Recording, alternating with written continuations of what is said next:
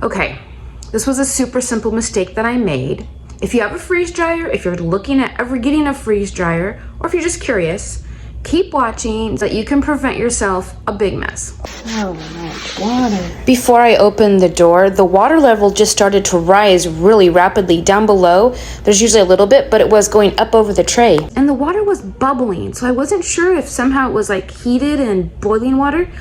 So I needed to open the door and let the water out, but I wasn't sure if I should open the door because am I gonna get scolded? So I threw a towel down and I ended up, opening the door. Poured out onto the ground and I'm trying to, I gotta mop it up still. My entire batch of freeze-dried greens, the bottom tray filled with water. So they're no longer freeze-dried.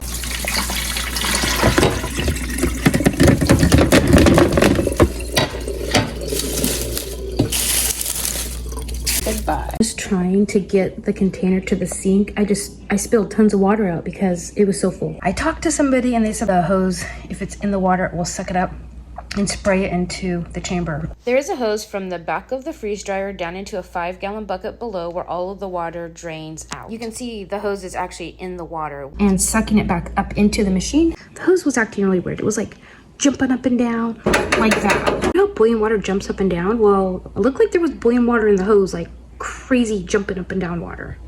Now I know it was just suctioning that water down from the bucket up into the machine, and that's where all of the bubbling and the noise and the drama was from. Well, I thought that bucket was completely empty. So now I've learned a lesson. I have to check the bucket every time because I was gone a week, so that water down there sat for a week. I did notice some floaties in it. So this bottom tray is going to the chickens. There's no way we're eating that. These, it's actually nice and dry. I think the rest of it's okay.